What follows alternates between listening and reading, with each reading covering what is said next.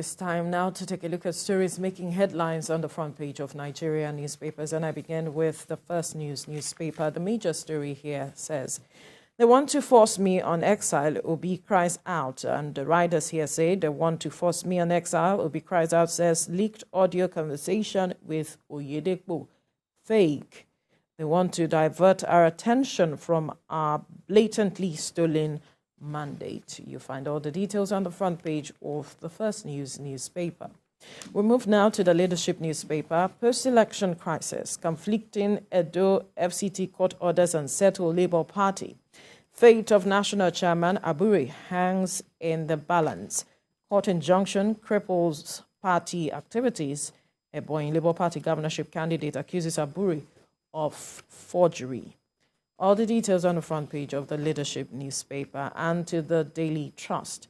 Scheming as 16 aspirants push for zoning open contest. Southern lawmakers want Senate presidencies zoned to region. All the details on the front page of the Daily Trust, Mike. All right, I have the Blueprint newspaper here, and it says, "Show mercy on the Ekweremadus. Obasanjo begs UK court."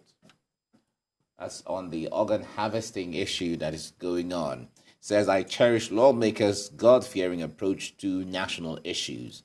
Urges magnanimity of UK government bilateral relation." Right? That's what you see on the front page of the Blueprint newspaper. Nigerian News Direct is next. Nigerian News Direct says, Buhari approves 320 billion naira intervention funds for public tertiary institutions. And each university to get 1.15 billion naira, Polytechnic 699.3 million naira, colleges of education 800.9 million naira. Right? Some highest sum is highest since inception. TETFund, the executive secretary, is saying this. All right, let's go to the last one now. We see this Nigeria. Auditor General of the Federation report says the Senate indicts NNPC over unaccounted 102 billion naira crude oil supply to refineries. Uphold indictment of 37 MDAs. Right? That's what you see on the front page of this Nigeria. All right, Veronica, that's it.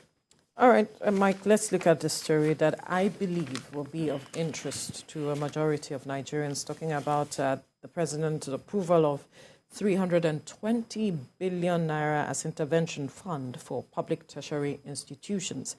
And it is said to be the highest in the histories thus far. Each university to get 1.15 billion naira, Polytechnics to get 699.3 million, College of Education to get 800.9 million, some highest since inception.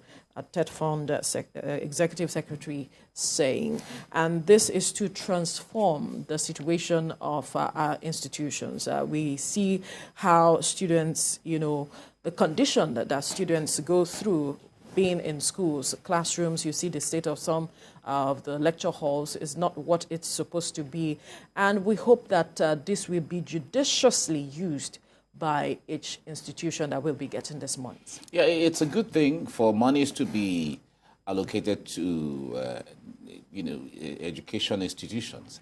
However, if you ask me, that money is too small. It's really small. Right. But it is something. Something. Yeah, fine. We have to establish that. The government has, we have always been saying there is a benchmark requesting that about 15% of the budget should go to education. Now, if we have that situation, we won't even be talking about intervention funds. We won't even be talking about a situation where government has to wade in to intervene in any circumstance. Let there be consistent allocation to education so that all of these things can go on. Now, when this money is given now, and then it starts some projects, and then they're not completed, what if there is no completion or the second tranche that should complete some of the projects as the case may be? So these are the issues. Now, if you also look at polytechnics are technical in nature from their makeup and what they're supposed to do. Now, the monies that are supposed to be shared to polytechnics, if you calculate that based on the equipment they're supposed, then it tells you that that money it doesn't go anywhere. It is. Exactly. It doesn't go anywhere. But we commend the government to have released this money, and we hope that it goes in a little way, just a step further. A drop of water in the ocean. Yeah, but we hope that At it least goes it a will long way. achieve something. What we hope to see is transparency in the usage of these monies, such that nothing is held back, because at the end of the day, it's to the benefit of both the students and the lecturers. Yes. You have a conducive environment to work, and the students have a conducive environment to study at the end of the day. The point there is, of course, if the government is the one who should lay that template of transparency and accountability and all of that. You're giving this money in good faith. There should be a template by which it should be executed, where everybody is seeing how the money is moving from one project to another project, from one level to another level, so that the purpose for which the money is disbursed in the first place will be met. So Nigerians wait for that. Of course, it's a good development, but however, one would say it's coming too little, too late. But it's okay. It's something. But there has to be consistency. There has to be a systematic approach to the issue of education. This intervention situation is not the best for education. Education is major. Education, if Nigeria is going to grow, if Nigeria is going to develop, education is the bedrock. Absolutely. And we have to be able to consistently invest in education in such a way that there is an appreciable capacity building within the education. Now, you will see some comedy skits here and there sometimes. You see it as comedy on social media, where some people go to university on the day of graduation, and then you're asking questions. Okay, who is this and what is this? And then the students have no single idea. Right. So what did you go to school to? Some people, in fact, there's one recent one now where students of political science have no single idea about anything current affairs. Goes back to the curriculum. Exactly. So what have you been learning? What are you going out there to go and do? So it tells you that the quality of education is still very low. Of course, that's not to say that every student is like that. That is not to say all schools are like that. But it is expected that you go to a school, a university, for instance, you shouldn't interview about 5 graduating students before you get somebody who will tell you something that would impress you about what he has as vision, as the case may be. Even if we say not all students in the class are bright students. So, because by the time you get to the university level, or at least the tertiary institution, the country should be able to lean on you in the capacity that you have, that you have garnered from the school. That is what the society is all about. It is the society leaning on you for its development, because you've gone to school to learn something. So that thing you have learned, you bring it out to use it for the benefit of society and for people. It also goes to the matter of, improving our approach towards perhaps lecturing students, such that it catches their interest, it stays in their memory, even after years, long after they have left school as it stands. Because a lot of the students we have now, they lose interest as quickly as in the 5 seconds. Yeah. So you have to do something.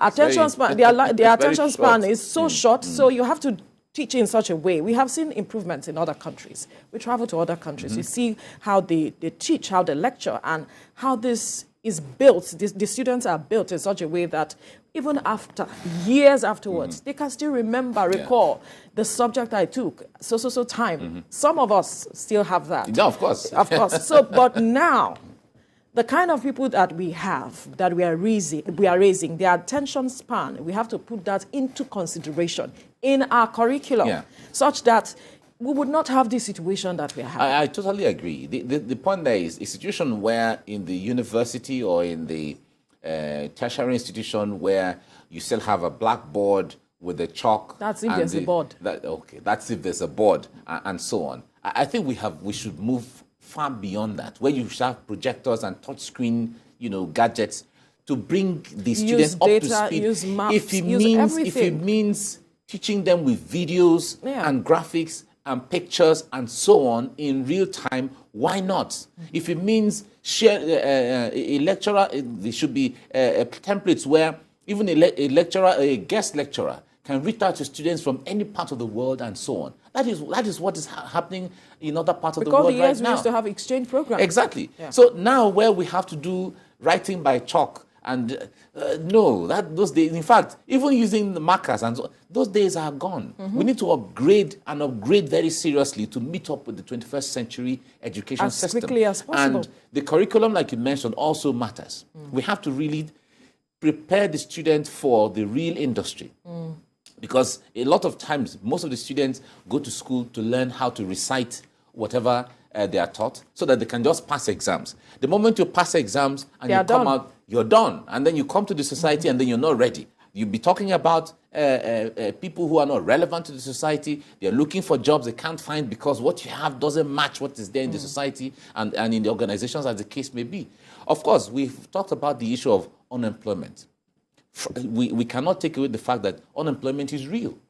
However, the point there is companies sometimes are looking for employees to fit into certain positions, and they can't find. Not because there are no human beings out there. There are plenty of human beings, but they don't have the relevant skill to match what they are looking for.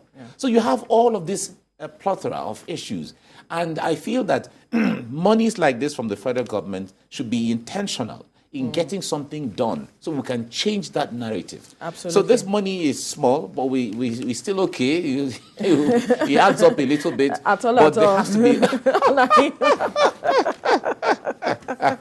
You have to take us there.